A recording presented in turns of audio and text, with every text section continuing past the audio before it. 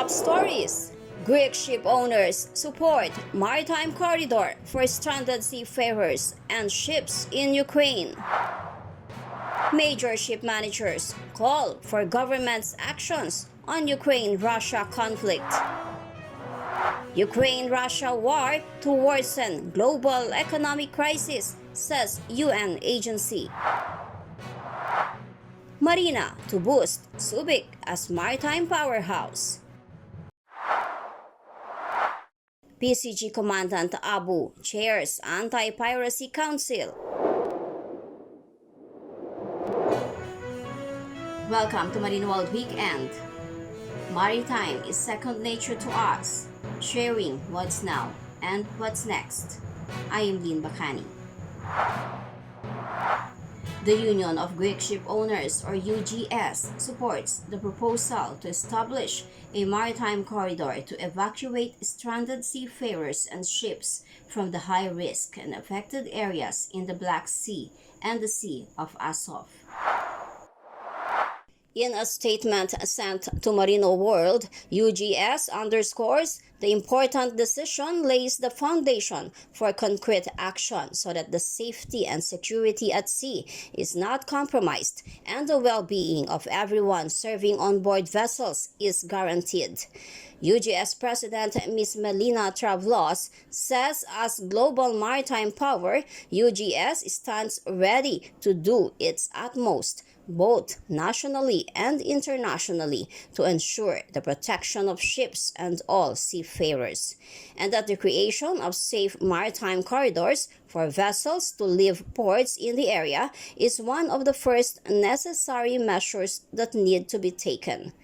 Greece remains the largest ship-owning nation. Greek shipping represents 58% of the EU-controlled fleet and almost 20% of the world deadweight capacity. World's major ship managers have called on the governments to help the seafarers and their families amid rapidly escalating Russia-Ukraine war. An open letter signed by the top executives of the largest ship management companies and published by the Global Maritime Forum says the conflict has a deep impact on the maritime industry, on global trade, and not the least on the seafarers, and that more than 100 ships are currently stuck in Black Sea with close to 2,000 seafarers on board. The letter cited that the situation has especially serious implications on Ukrainian and Russian seafarers, who make up 10.5% and 4% of seafarers, respectively, according to the latest BIMCO ICS Seafarer Workforce Report. The ship managers say some of their seafarers and their families are directly caught up in the war zone, trying to flee or find their way back, facing serious danger and hardship. Other seafarers are on board vessels, deeply concerned about their families, in danger and sometimes unable to contact them, and unsure of when they will be able to join them. The open letter was signed by top executives of Anglo-Eastern Univan Group, Bernhard Schulte Ship Management, Columbia Ship Management, Fleet Management, OSM Maritime Group, Synergy Marine Group, Thome Group of Companies, Wallem, and Wilhelmsen Ship Management. Together, they called on governments to continue to treat seafarers as key workers and keep in place key worker benefits such as easier access to visas and vaccines. While sanctions have increased some restrictions on crew movement, they asked that there be no additional restrictions on seafarers. The economic global crisis could worsen due to the escalating Ukraine-Russia conflict, warns the United Nations Conference on Trade and Development, or UNCTAD.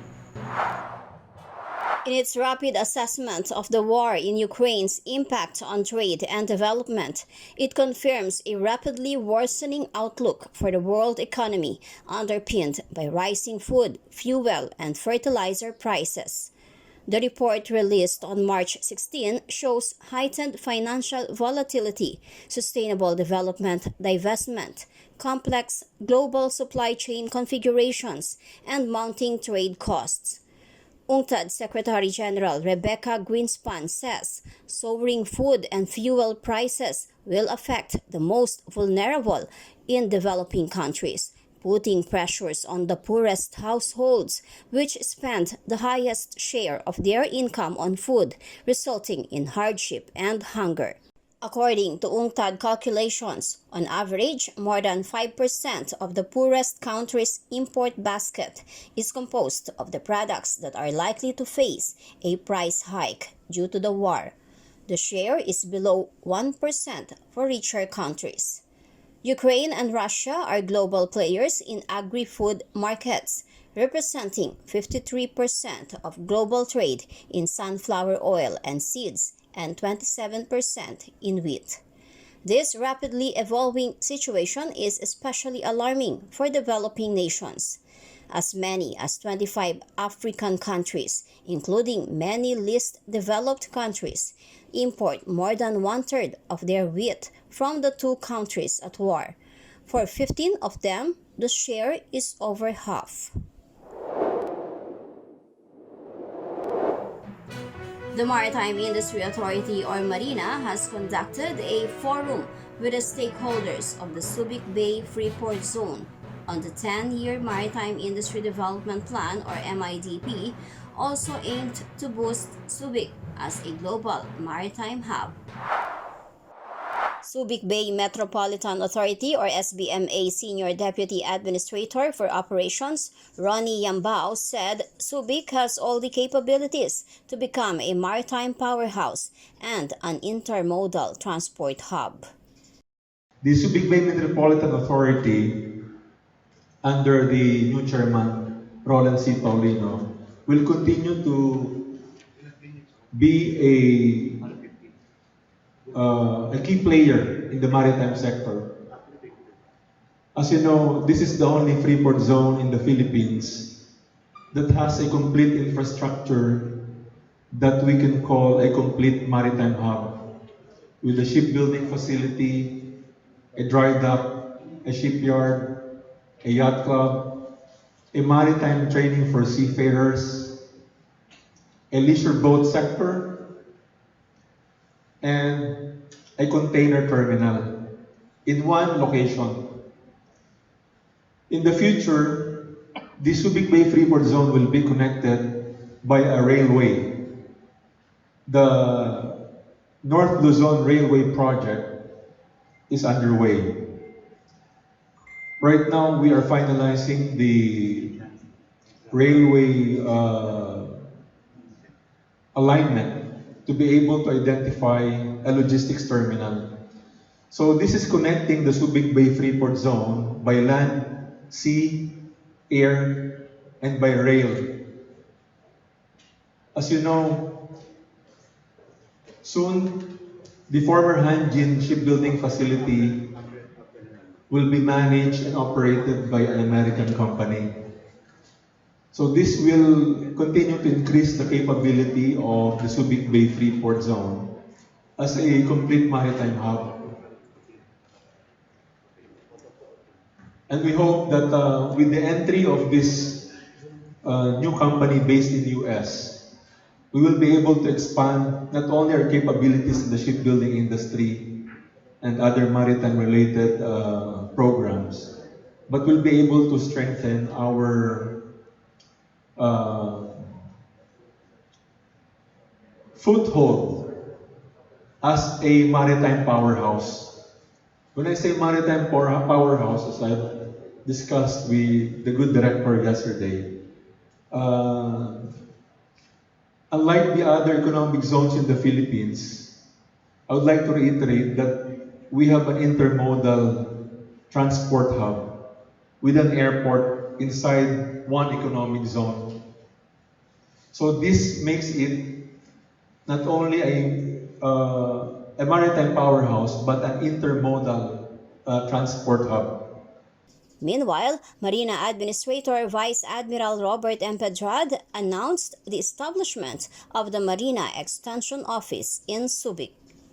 Last year, we had some engagement with SBMA and inallow nila yung Marina to have an extension office dito sa SBMA so that we can serve you better and faster. So, palakpakan natin ng SBMA for giving Marina the opportunity to serve you much faster by having an office here at SBMA. Thank you, sir, for this privilege of serving our stakeholders in this beautiful place, the Subic Bay. So the Marina wishes to bring its services closer to the stakeholders, most especially to the Filipino seafarers. This is just one of the initiatives which will be followed by discussions of making SBMA as a transshipment hub, which we dream to work out with you. I always believe that without the help of Marina, the dream of becoming a transshipment hub will be very tasking. But with us, sir, working with you, we will make that vision and goals of you much easier. Much easier. Marina discussed with the SBMA officials possible collaborations for the successful implementation of the MIDP.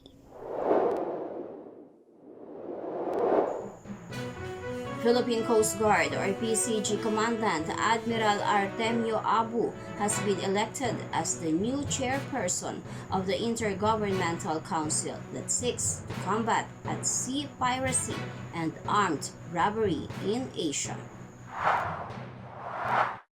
Abu was unanimously endorsed by the 21 contracting parties of the Regional Cooperation Agreement on Combating Piracy and Armed Robbery Against Ships in Asia Information Sharing Center, or RICAAP-ISC, during its 16th Council meeting held in Singapore on Tuesday, March 15.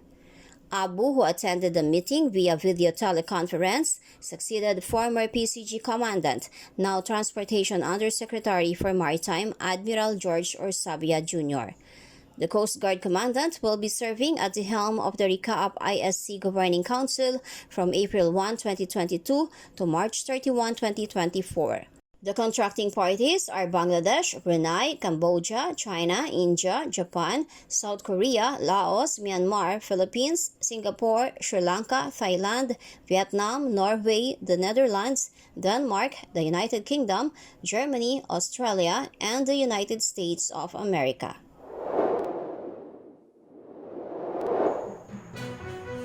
Thank you for watching Marino World Weekend. Stay on board. Subscribe to Marino World Online for more meaningful maritime news and views.